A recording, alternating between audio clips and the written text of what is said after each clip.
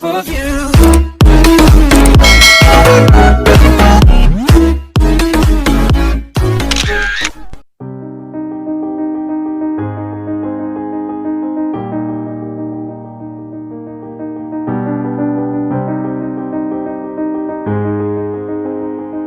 A'udzubillahi minasyaitonirrajim. Bismillahirrahmanirrahim. Assalamualaikum warahmatullahi wabarakatuh. Innal hamdalillah nahmaduhu wa nasta'inu wa nastaghfiruh wa na'udzubillahi min syururi anfusina may yahdihillahu fala mudhillalah wa may yudlilillahu fala hadiyalah la nabiyya ba'da.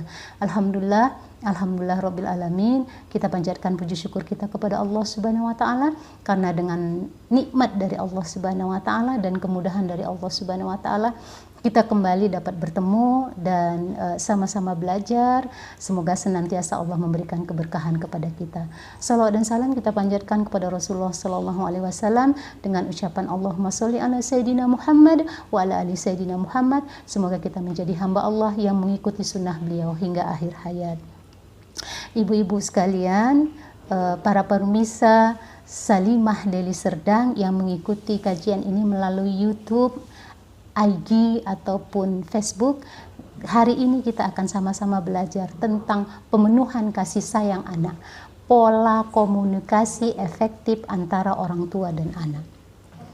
Setiap anak itu mempunyai wadah kasih sayangnya.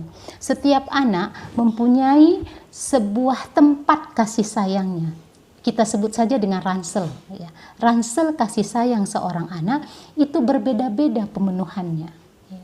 Berbeda-beda pemenuhan kebutuhan ransel kasih sayang seorang anak. Allah mengingatkan bahwa setiap anak itu akan menjadi anak-anak yang tentram jika dia dipenuhi kasih sayangnya. Anak-anak yang tentram ini adalah anak-anak yang merasakan bahwa ketika dia hidup dalam sebuah keluarga, dia diperhatikan dengan penuh dan dia merasa aman keberadaannya dalam keluarga tersebut. Kasih sayang ini merupakan kebutuhan esensi seorang anak dan kita dapat penuhi esensi kebutuhan ini dengan beberapa cara, ya. Cara-cara yang kita dapat lakukan untuk memenuhi ransel kasih sayang anak adalah berbagai hal berikut, ya. Yang pertama, waktu khusus yang berkualitas antara orang tua dan anak. Waktu khusus yang berkualitas ini adalah di mana waktu orang tua itu betul-betul penuh perhatian kepada anak, tidak menyambi. Dia berbicara tidak menyambi dengan main handphone, dia berbicara tidak menyambi dengan membaca buku, dia berbicara tidak menyambi dengan kemudian melakukan pekerjaan-pekerjaan lainnya, tapi khusus fokus kepada anak. Iya. Ketika kemudian hal ini kita lakukan, maka aktivitas ini menjadi aktivitas yang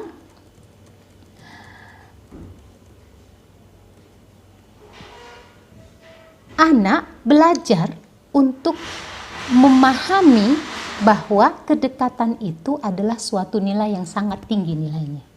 Kedekatan itu adalah suatu masa yang sangat penting bagi dia dan orang tuanya. Yang kedua, dapat dipenuhi ransel kasih sayang itu dengan kalimat yang disampaikan dengan baik. Kalimat yang disampaikan dengan baik ini adalah dalam bentuk verbal dan non-verbal. Dalam bentuk verbal misalnya pujian, ucapan terima kasih, permintaan maaf, ya. Dalam bentuk nonverbal misalnya dengan komunikasi bahasa tubuh yang menyejukkan, perlakuan yang baik kepada anak, memberikan belayan kasih sayang, kemudian memberikan hadiah, memberikan bantuan dalam dia kesulitan, dan kemudian memperlakukan dia dengan memperhatikan tempat-tempat khusus yang menunjukkan keintiman kasih sayang. Contoh pada anak laki-laki, tombol cintanya itu ada di bagian punggung belakang. Pada anak perempuan di bagian pipinya. Dan pada anak laki-laki dan perempuan itu ada di kepala dan kemudian di bagian tangannya. Ransel kasih sayang ini merupakan bagian yang penting dalam pemenuhan kebutuhan anak. efek negatif yang timbul dari kekosongan ini adalah anak-anak akan menjadi anak-anak yang gelisah gitu. Gelisah di mana kegelisahan itu bersumber dari perlakuan orang tuanya. Secara psikologis anak sangat mudah meniru perlakuan dari orang-orang yang terdekat dengan dia.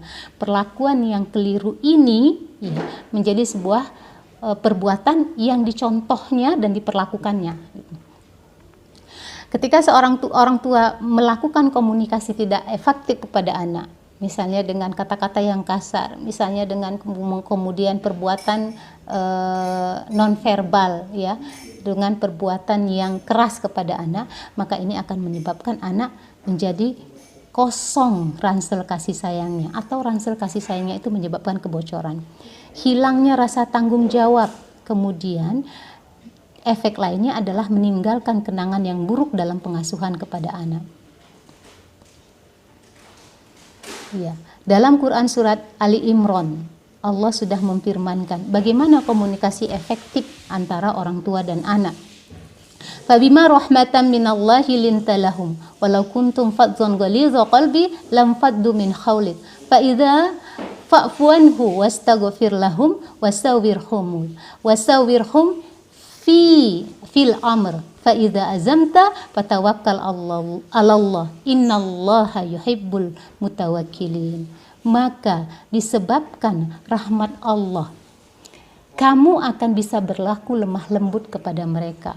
Kelembutan itu sumbernya dari Allah Subhanahu wa taala. Rahmat Allah, kemudian kedekatan kita kepada Allah itu akan bisa mengubah ya, perilaku buruk menjadi perilaku yang baik.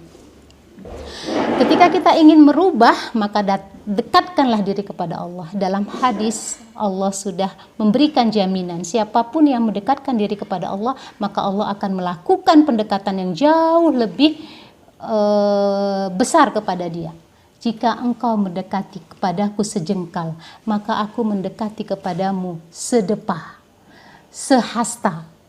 Kalau dalam bahasa sekarang, jika engkau mendekati kepadaku semeter, maka aku akan mendekati kepadamu 1000 meter. Jika engkau mendekati kepadaku 1 kilometer, maka aku akan mendekati kepadamu 1000 kilometer. Begitu Allah sangat-sangat mengharapkan kita ini menjadi hamba-hamba Allah yang taat dan tunduk dekat kepada Allah Subhanahu wa taala. Sekiranya kamu bersikap kasar, lagi berhati kasar, mereka akan menjauhkan diri dari sekelilingmu.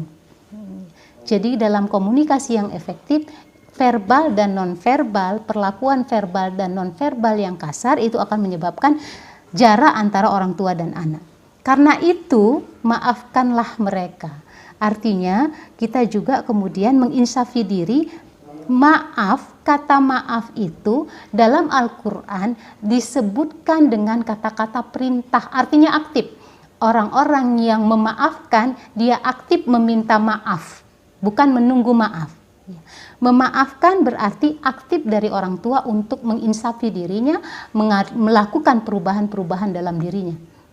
Yang keempat adalah memohon ampunan. Efektivitas dalam komunikasi ketika orang tua selalu mendoakan untuk anaknya, memohon kepada Allah untuk perbaikan-perbaikan yang terjadi pada perlakuan-perlakuan anak. Yang kelima kemudian bermusyawarah. Ya. Bermusyawarah dalam artian bahwa ketika kita ingin melakukan perubahan, yang dilakukan adalah kita melakukan kesepakatan-kesepakatan antara anak dan orang tua. Adanya konsistensi, bertekad untuk melakukan kesepakatan-kesepakatan yang sudah disebut, yang sudah dibuat. Dan yang terakhir, bahwa ketika kita ingin komunikasi kita efektif dengan anak, lakukanlah tawakal kepada Allah Subhanahu wa taala. Sudah kita lakukan, sudah kita usahakan, maka selanjutnya kita memohon kepada Allah Subhanahu wa taala agar kita bisa istiqomah, bisa kemudian menjadi orang tua yang baik kepada anak, karena begitu banyak sudah kesalahan-kesalahan yang kita buat. Lakukanlah perubahan, dan insya Allah dengan perubahan kita akan menjadi orang tua yang menjadi bintang di hati anak. Insya Allah itu saja yang bisa saya sampaikan, bahwa Allah sudah mengingatkan kita, jadikanlah kita orang tua yang benar dalam perlakuan, dan kebenaran perlakuan itu menjadikan anak benar dengan perbuatannya. Billahi taufiq wal hidayah, waridho wal inayah. Assalamualaikum warahmatullahi wabarakatuh.